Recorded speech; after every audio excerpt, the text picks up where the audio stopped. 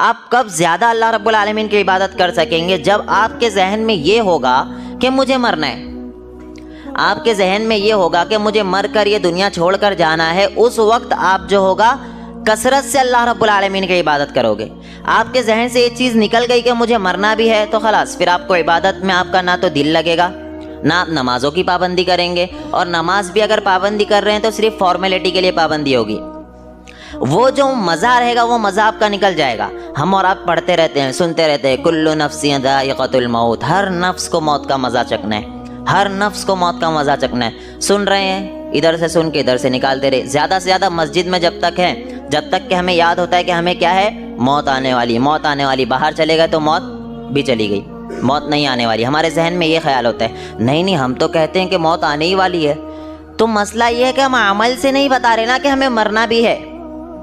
آپ کا عمل اس لائق ہونا چاہیے کہ آپ کو یہ پتا ہو کہ مجھے یہ دنیا چھوڑ کر جانا ہے، یعنی یہ تو میری چند روزہ زندگی ہے، 50 سال 60 سال بس خلاص اتنا ہی ہے، زیادہ سے زیادہ 70 سال، اور 70 سال سے اوپر جو چل رہا ہے، ہم نے فجر میں دیکھا وہ ایکسٹرا اس کی عمر چل رہی ہے، بونس چل رہا ہے، اسے تو اور زیادہ اللہ رب العالمین کی عبادت کرنا چاہیے۔ تو زیادہ سے زیادہ امت محمدیہ کی عمر 60 سے 70 سال ہے، اور اس سے زیادہ بھی کوئی جی سکتا ہے۔ تو آپ جب دیکھیں گے 60 سے 70 سارا زندگی، اس میں سے 20 سال جو ہوتا ہے بچہ ہوتا ہے 18 سال تک، اس کے بعد جب اس کے اندر عقل آتی ہے، شعور آتا ہے، تو عقل و شعور آنے کے بعد زیادہ سے زیادہ 5 سال 10 سال ہوتا ہے، 30 سال اس کے ایسے ہی نکل گئے۔ اب اس کے پاس زندگی کے بچے کتنے سال؟ 30 سال 20 سال، کبھی بھی موت آ سکتی، موت کا کوئی بھروسہ نہیں۔ لیکن آپ جب ایک عمر کے حساب سے دیکھو گے تو عمر جو متعین ہے وہاں تک پہنچنے کے لیے 20 سے 30 سال تو اس کے پاس موجود ہے، 40 سال بس اتنا ہی۔ اور اللہ رب العالمین قرآن مجید میں کہتا ہے قیامت کا صرف ایک دن 50,000 سال کے برابر ہوگا۔ اسی سے اندازہ لگاؤ، ہم یہ 30 سال ہم گزار رہے، یہ سوچ کر گزار رہے کہ یہ 30 سال کی زندگی ہے، حرام خوری بھی کر لیجئے، سود بھی کھا لیجئے، اللہ کی نافرمانی کے بھی کام کر لیجئے، رشتہ داری بھی توڑ لیجئے، سارے کام کر لیجئے۔ ہم یہ سوچ کر گزار رہے کہ ابھی تو ہمارے پاس عمر ہے، ہم معافی مانگ لیں گے۔ یہ 30 سال کی زندگی کے لیے اتنی بڑی زندگی داؤ پہ لگا رہے جو انلیمیٹڈ ہے، جہاں موت آنے والی نہیں ہے، جہاں موت ہی نہیں ہے۔ یہ چند روزہ زندگی کے لیے اتنی بڑی زندگی کا داؤ پہ لگا رہے۔ کبھی محاسبہ کرنا بیٹھ کر، کبھی اکیلے میں تنہائی میں بیٹھو گے تو یہ سوچنا کہ ہم یہ چند روزہ زندگی کے لیے اتنی بڑی زندگی کو داؤ پہ لگا رہے، اتنی بڑی زندگی۔ اور اگر آپ کے اعمال اچھے رہے، اللہ رب العالمین جنت میں داخل کر دیا تو پھر موج ہی موج، لیکن وہ وہاں ہوگا، دنیا میں نہ۔ رسول اللہ صلی اللہ علیہ وسلم نے ارشاد فرمایا الدنیا سجن المؤمن وجنت الکافر۔ رسول اللہ صلی اللہ علیہ وسلم نے ارشاد فرمایا کہ جو دنیا ہے نا، یہ مومن کے لیے قید خانہ ہے، یہ اس میں عیاشی کرنے نہیں آیا ہے، یہ نافرمانی کرنے نہیں آیا ہے، اپنے من مطابق زندگی بسر کرنے نہیں آیا ہے، یہ آیا ہے تو وہ ایک حدود ہے، اس حد سے باہر نہیں نکلے گا۔ اللہ رب العالمین نے جو حدود بتائے ہیں، اس کے آخری پیغمبر جناب محمد الرسول اللہ صلی اللہ علیہ وسلم نے جو حد بتائی ہے، اس سے وہ آگے نہیں بڑھے گا۔ یہ باؤنڈری کھینچ دی گئی ہے، اس باؤنڈری سے آگے جو ہے وہ انسان نہیں بڑھے گا، یہ پتہ چل گیا۔ اور جو بڑھ رہا ہے گویا کہ اس کا موت پہ ایمان نہیں ہے۔ موت پہ ایمان تبھی ہے نا جب آپ حدود سے آگے نہیں بڑھ رہے ہو، حدود سے آگے بڑھ رہے ہو۔ 5 ٹائم نماز پڑھنا موت پہ ایمان نہ۔ ہر انسان سمجھ رہا میں 5 ٹائم نماز پڑھ رہا ہوں، وہ تو اللہ ماشاء اللہ بہت کم پڑھ رہے ہیں، پھر بھی اگر کوئی پڑھ رہے ہیں تو سوچ رہے ہیں کہ میں 5 ٹائم نماز پڑھ رہا ہوں، میرا یہ موت پہ ایمان ہے۔ نہیں، موت پہ ایمان آپ کا اس وقت ہوگا جب آپ مسجد میں نماز پڑھنے کے ساتھ ساتھ باہر مسجد سے باہر آپ کے اخلاق کیسے ہیں، باہر کاروباری ڈیلنگ میں آپ کے اخلاق کیسے ہیں، کاروبار کرتے ہوئے حرام خوری میں تو آپ ملوث نہیں ہیں۔ میں نے دیکھا ہے بڑے بڑے نمازیوں کو جو بہت زیادہ اللہ رب العالمین کی عبادت کرتے ہیں، روزہ بھی رکھتے ہیں، نفلی روزہ بھی رکھتے ہیں، صدقات بھی کرتے ہیں، خیرات بھی کرتے ہیں، لیکن وہ حرام خوری میں ملوث ہے، لون والے سلسلے میں ملوث ہے، سود میں ملوث ہے، اور کہتے ہیں یہ تو نارمل چیز ہے۔ اور پتہ ہے آپ کو رسول اللہ صلی اللہ علیہ وسلم کہتے ہیں یمد یدیہ الی السماء یا ربی ومطعمہ حرام ومشربہ حرام وغذی بالحرام وملبسہ حرام وغذی بالحرام فأنا یستجاب لذلک۔ رسول اللہ صلی اللہ علیہ وسلم کہتے ہیں تیرا کھانا حرام، تیرا پینا حرام، تیری پرورش حرام، تیرا پہننا حرام، تو تیری دعا کیسے قبول ہو سکتی ہے؟ یہ حدیث پوری ایسے ایک شخص کافی لمبی جگہ سے سفر کر کے آتا ہے کعبے کے پاس، اور سفر کی وجہ سے سفر کے آثار اس کے اوپر نظر آتے ہیں، سفر کے آثار اس کے اوپر نظر آ رہے ہیں، اس وقت دھول مٹی وغیرہ گندگی سارے آثار اس کے اوپر نظر آ رہے ہیں۔ اور رسول اللہ صلی اللہ علیہ وسلم کہتے ہیں جب وہ شخص آتا ہے کعبے پر جاتا ہے اور اللہ رب العالمین کی بارگاہ میں دعائیں کرتا ہے، یمد یدیہ الی السماء، آسمان کی طرف ہاتھ اٹھا کر اللہ رب العالمین سے دعا کرتا ہے، اے اللہ میری فلاں شخص کو بخش دے، میری دعا کو قبول فرما۔ جواب کیا آتا ہے؟ یمد یدیہ الی السماء، کہہ رہا ہے یا رب یا رب یا ربی، جواب آ رہا ہے ومطعمہ حرام، تیرا کھانا حرام ہے۔ نماز پڑھ رہا وہ مطلب نہیں، کھانا حرام ہو گیا، ومطعمہ حرام ومشربہ حرام، تیرا پینا حرام، وملبسہ حرام، جو کپڑے پہنا ہے وہ بھی حرام کے پیسوں کے پہنا ہوا ہے، وغذی بالحرام، تیری پرورش ہی حرام سے ہوئی ہے، فأنی یستجاب لذلک، تو تیری دعا کیسے قبول ہو سکتی ہے؟ پتہ چلا صرف نماز پڑھنے سے دعائیں قبول نہیں ہوگی۔ نماز پڑھ رہے بہت اچھی بات ہے، اللہ ماشاءاللہ بہت کم لوگ پڑھ رہے ہیں، لیکن اصل موت کو آپ یاد کب کر رہے ہو؟ جب آپ باہر اچھے اخلاق رکھے ہوئے ہو، باہر اللہ رب العالمین سے ڈر رہے ہو، تنہائی میں چلے گئے، تنہائی میں جانے کے بعد وہاں پر کوئی نہیں دیکھ رہا ہے، ویسے موقع پر اللہ رب العالمین سے ڈرنا ہے، تب آپ کو یقین ہے کہ آپ کا موت پر ایمان ہے۔ شادی برات کتنی بار انسان کرتا ہے زندگی میں؟ شریعت تو 4 کہتی ہے، لیکن انسان ایک بار کرتا ہے کہ نہیں؟ کم سے کم ایک بار تو انسان شادی کرتا ہے۔ تو اس وقت جتنی فحاشی ہوتی ہے، شادی کے موقع پر جتنی فحاشی ہوتی ہے، کیا موت پہ ایمان ہے؟ باہر نکلا مر گیا، ابھی باہر ہی نکلا ہے مر گیا، کس منہ سے اللہ رب العالمین کی بارگاہ میں کھڑے ہوں گے؟ مجھے بتائیے آپ شادی بیاہ میں جا کر ڈھول تاشے عیاشیوں کے کام سارے کر رہے ہیں، اسی حال میں ابھی آپ باہر نکلے، موت آ گئی، کس منہ سے اللہ رب العالمین کی بارگاہ میں کھڑے ہوں گے؟ موت پہ ایمان ہے؟ نہیں میرے بھائی، اس کو موت پر ایمان نہیں کہتے۔ اور کہتے ہیں زندگی میں شادی کتنی بار آتی؟ ایک ہی بار تو آتی ہے، اس میں تو کم سے کم ہم تھوڑا عیاشی کر لیں، تھوڑا اپنے آپ کو کیا کریں، ماڈرن لبرل بنا لے تھوڑا اپنے آپ کو۔ اور میں کہتا ہوں میرا اللہ ایک ہی بار زندگی میں آزمانا چاہتا تھا، اس میں بھی فیل۔ اللہ رب العالمین زندگی میں ایک ہی بار آپ کو آزمانا چاہتا تھا، اس آزمائش میں بھی آپ فیل ہو گئے۔ آزمائش، یہی تو آزمائش ہے کہ آپ جو ہے، آپ کے پاس ایک صحیح راستہ ہے، ایک غلط راستہ ہے، اور آپ کو غلط راستے میں کیا نظر آ رہا ہے؟ ظاہری طور پر اچھائی نظر آ رہی ہے، نفع نظر آ رہا ہے، ہم جو نفع کو چھوڑنے صرف اللہ رب العالمین کے خاطر، تب موت پر ایمان ہے۔ موت پر ایمان ہے تبھی تو آپ نے چھوڑا نا، موت پر ایمان نہیں ہے تب آپ ادھر جا رہے، نہیں موت پر ایمان ہے۔ میرے بھائی موت پر ایمان رکھنا بہت زیادہ ضروری ہے، موت پر ایمان نہیں ہے تو آپ کا زندگی بسر کر کے کوئی مطلب ہی نہیں ہے۔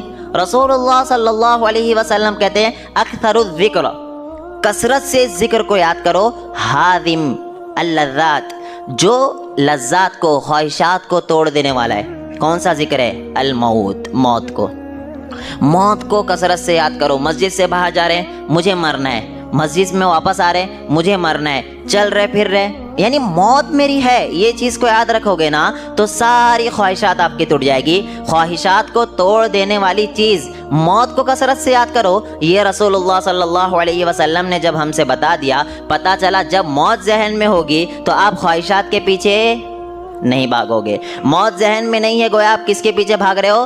خواہشات کے پیچھے بھاگ رہے ہو۔ مر گئے آپ، مرنے کے بعد اللہ رب العالمین کی بارگاہ میں کس منہ سے کھڑے ہوں گے؟ کبھی اتنا ہی صرف سوچنا، اکیلے میں تنہائی میں بیٹھ کر اتنا سوچنا، اللہ رب العالمین یہ موت آ گئی، کیا میرے اعمال ایسے کہ میں اللہ کے پاس کھڑے ہو سکتا ہوں، منہ دکھا سکتا ہوں؟ کبھی اپنا محاسبہ کرنا ایسے کھڑے ہو کر، اور خصوصی طور پر جب آپ کو ظاہری طور پر لگتا ہے کہ یہاں پر اچھائی ہے، یہاں پر برائی ہے۔ اچھائی جو ہے وہ ظاہری طور پر حرام ہے، باطنی طور پر حرام ہے، اسلام اس کو حرام کہتا ہے، لیکن ظاہری طور پر وہاں پر اچھائیاں نظر آ رہی ہے، ہم وہاں چلے جاتے، یہی تو غلط ہے۔ موت کو یاد رکھ رہے ہو تو آپ وہاں نہیں جاؤ گے۔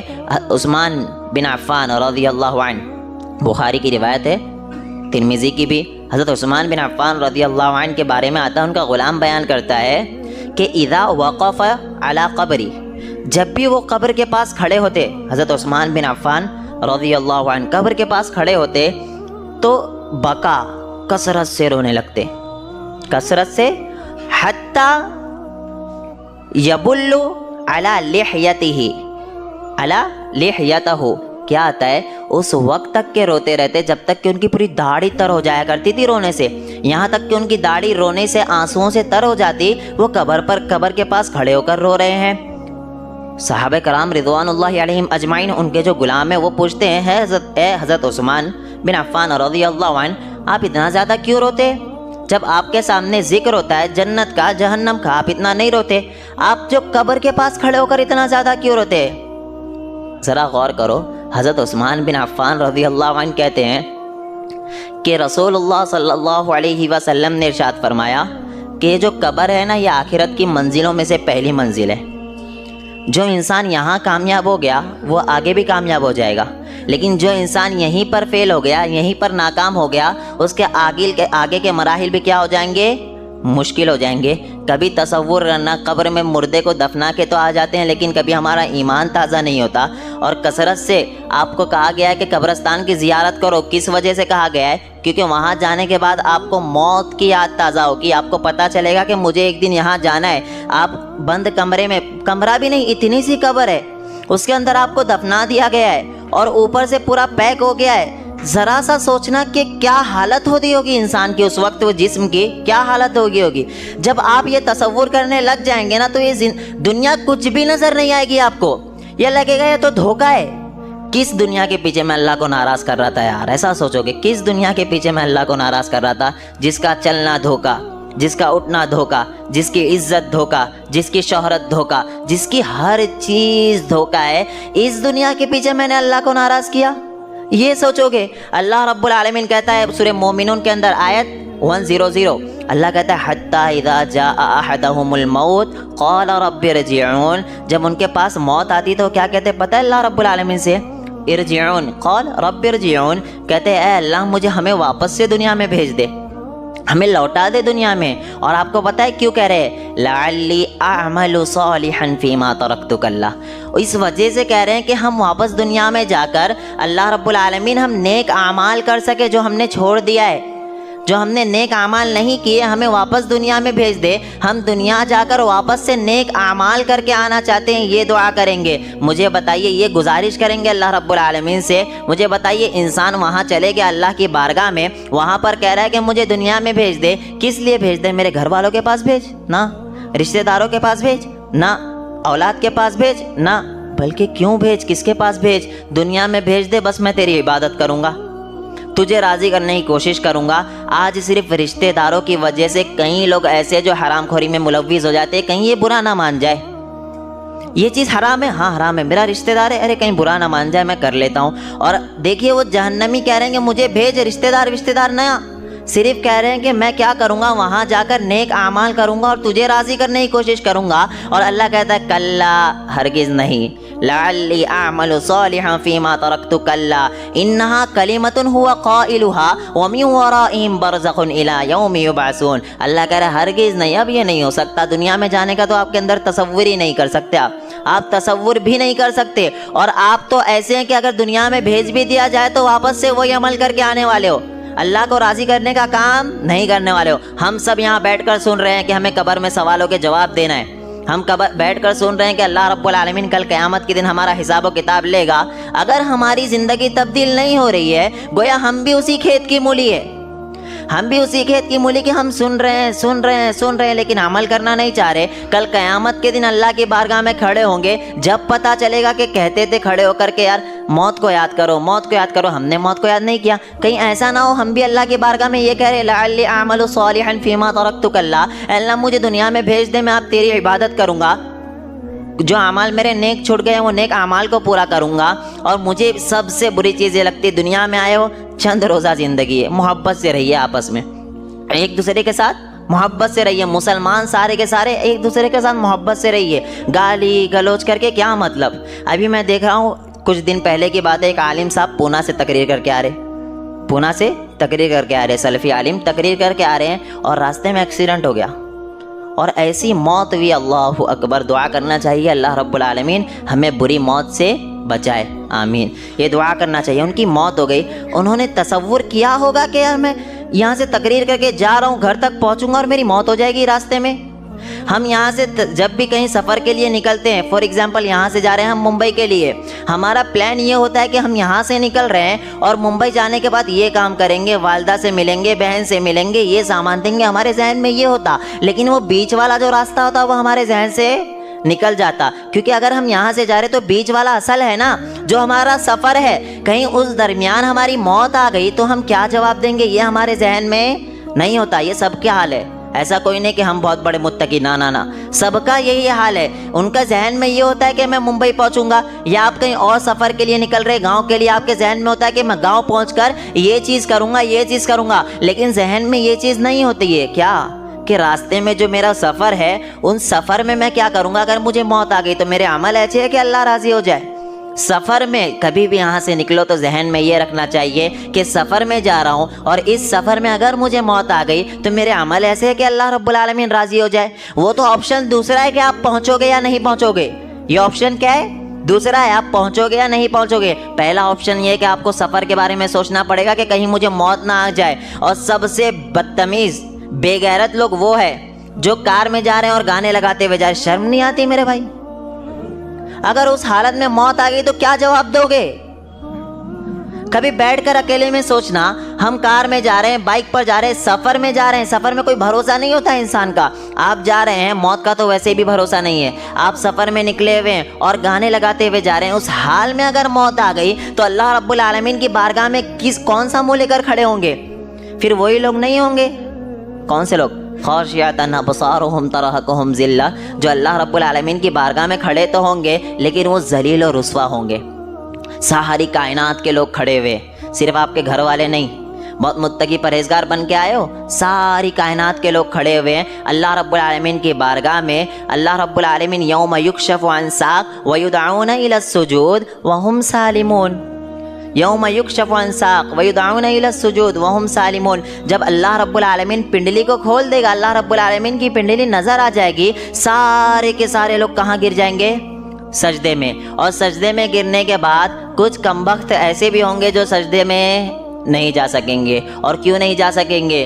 یدعون الی السجود, انہیں بلایا جاتا تھا دنیا میں سجدوں کی طرف جب وہ کیا تھے؟ صحیح سالم تھے. وہم سالمون, جب وہ صحیح سالم تھے لیکن انہوں نے سجدہ نہیں کیا. اور جب قیامت کے دن اللہ رب العالمین کو دیکھنے کے بعد, اللہ رب العالمین کی پنڈلی دیکھنے کے بعد ہم سجدہ کرنا چاہیں گے, وہاں پر اللہ رب العالمین ایسا اکڑا دے گا انسان کی ریڑھ کی ہڈی کو کہ وہ سجدہ کرنا چاہے گا لیکن سجدہ نہیں کر سکے گا. اس سے بڑا بدنصیب کون ہو سکتا ہے جو اللہ رب العالمین کو دیکھ لے, اللہ کے سامنے کھڑا ہے لیکن سجدہ نہیں کر سک رہا ہے. میرے بھائی, اپنے اعمال کا محاسبہ کرو, اور جب اعمال کا محاسبہ کرنے کے بعد یہ سوچنا ہمارے اعمال ایسے ہیں کہ ہم جنت میں جا سکتے ہیں, اللہ کے سامنے کھڑے ہو سکتے ہیں, ایسے اعمال نہیں ہیں.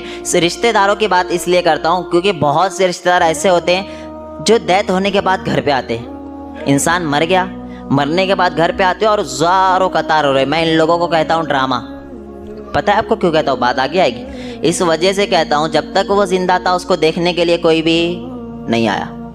جب تک وہ زندہ تھا بات چیت کرنے کے لیے تیار نہیں تھے. جب تک وہ زندہ تھا آ کر اس کا حال چال لینے کے لیے کوئی بھی نہیں آیا. جیسے ہی وہ دنیا سے گیا, پورے ڈرامے کی دکان لے کر آ کر یہاں پر رو رہے ہیں. دنیا میں تھا وہ جب تک میں اس سے نہیں مل سکی, میں ملاقات نہیں کر سکی, اللہ میں نے کتنا بڑا گناہ کر دیا. یہاں رو رہے ہو, کیا فائدہ؟ جہاں پر اس کو ضرورت تھی, جب تک وہ دنیا میں موجود تھا, جب آپ ان کے پاس آئے, جب ان سے بات چیت کی, جب تک دنیا میں ہوتے تو پتہ ہی نہیں نا موت کا ہمارے ذہن میں تصور ہی نہیں ہے کہ مرنا بھی, یہ نو بھی مریں گے, یہ بھی مریں گے, میں بھی مروں گا, تصور ہی نہیں ہے. ہم جو ہوتا ہے وہاں پر انا میں ہوتے ہیں, انا میں کہ ہم کیوں بات کروں اس سے, میں یہ مجھ سے بات نہیں کر رہا تو میں کیوں بات کروں, میں ان کو کیوں سلام کروں, وہ مجھ سے سلام نہیں کر رہا ہے. اور کچھ کمبخت ایسے بھی جو اپنے گھر والوں کو یہ تعلیم دیتے ہیں کہ فلاں شخص سے بات مت کرنا, فلاں شخص سے بات نہیں کرنا, مسلمان ہے, بہن ہے, مسلمان بہن ہے دونوں آپس میں. تو کئی ساس بھی ایسی ہے, جو میرے پاس آیا واقعہ, کئی ساس ایسی ہے جو اپنی بہو کو کہتی کہ اپنی بہن سے بات مت کرنا. کون سا اسلام پھیلا رہے ہو آپ؟ اگر اس حال میں موت آ گئی تو اللہ کے سامنے کھڑے ہو سکو گے؟ اللہ رب العالمین کہتا ہے کہ جو رشتہ داری کو توڑتا ہے اللہ رب العالمین اس سے ٹوٹ جاتا ہے. رسول اللہ صلی اللہ علیہ وسلم کہتے ہیں جو رشتہ داری کو توڑتا ہے اللہ رب العالمین اس سے ٹوٹ جاتا ہے. اس حال میں موت آ گئی تو اللہ رب العالمین کی بارگاہ میں کھڑے ہو سکو گے؟ اور انتقال کے بعد سب سے پہلے گھر پر پہنچ کے رونے لگتے ہو, ڈرامے دکھانے لگتے ہو کہ ایسا کیوں ہو گیا, ایسے کیوں ہو گیا. جب تک زندہ تھا جب تک کیوں نہیں آیا حال چال لینے کے لیے؟ میرے بھائی, موت جب ذہن میں ہوگی تو یہ ساری چیزیں ختم ہو جائے گی. پتہ ہے یہ دنیا دھوکا, یہ دنیا کیا ہے؟ دھوکا. جب ذہن میں یہ کہ یہ دنیا دھوکا ہے تو نہ کسی کے لیے دل میں بغض رہے گا, حسد رہے گا, کینہ رہے گا, کپٹ کچھ بھی نہیں رہے گا. پتہ ہے میرے بھائی, یہ ہم چند روزہ مسافر ہیں. ہم کیا ہے؟ مسافر. ہم یہاں سفر کے لیے آئے ہیں، یہ ہمارا سفر ہے، ہم مسافر ہیں، تو ہم لڑائی جھگڑا نہیں کریں گے، ہم آپس میں محبت سے رہیں گے۔ کوئی بریلوی ہو، کوئی دیوبندی ہو، کوئی شیعہ ہو، کوئی سنی ہو، کسی بھی فرقے والا ہو، ہمارے لیے کسی کے لیے بھی دل میں بغض بولو نہیں رہنا چاہیے، بغض نہیں رہنا۔ سارے کے سارے مسلمان ہیں، اللہ کی عبادت کرتے ہیں، کلمے کا انکار نہیں کرتے ہیں، تو آپ کا کام ہے وہ اللہ سے دور ہے ان تک دین پہنچاؤ، ان سے دور بھاگنے کی ضرورت نہیں ہے، ان کو گلے سے لگاؤ، رسول اللہ صلی اللہ علیہ وسلم والے اعمال کرو۔ اللہ کے رسول صلی اللہ علیہ وسلم یہودیوں سے ملتے، ان تک دین پہنچاتے، یہودی بیمار ہو جاتا اس کی عیادت کے لیے رسول اللہ صلی اللہ علیہ وسلم جاتے۔ افسوس یہاں پر مسلمان آپس ہی میں ایک دوسرے کو کافر کے فتوے سب سے پہلے بہت آسان ہو گئے، اور دوسرا مسئلہ جو سب سے اہم ہو گیا، ملنا تو دور ہو گیا کسی سے، ہمارے بھائی بیمار پڑ رہے تو ان کو دیکھنے کے لیے نہیں جا رہے۔ رے بھائی، اگر رسول اللہ صلی اللہ علیہ وسلم کے امتی ہیں، محبوب ہیں، چاہتے ہیں کہ اللہ کے رسول صلی اللہ علیہ وسلم دعویٰ کرتے ہیں کہ ہم محبت کرنے والے ہیں، تو سارے مسلمان بھائیوں کے لیے دل میں کیا رکھنا پڑے گا؟ محبت۔ سارے مسلمان ہیں، ان کے لیے ہمارے دلوں میں محبت ہے، اللہ سے دور ہے، شرک و بدعت میں پڑے ہوئے، ہم دین پہنچائیں گے۔ ہم کوئی ٹھیکیدار نہیں جنت و جہنم دینے والے، ہم صرف ان تک دین پہنچائیں گے اور انہیں کہیں گے اللہ رب، تب یہ ہوگا کہ ہمارا موت پر ایمان ہے۔ میں ہر چیز میں موت لا رہا ہوں شیخ، کیونکہ موت پر ایمان نہیں تو آپ لڑو گے، جھگڑو گے۔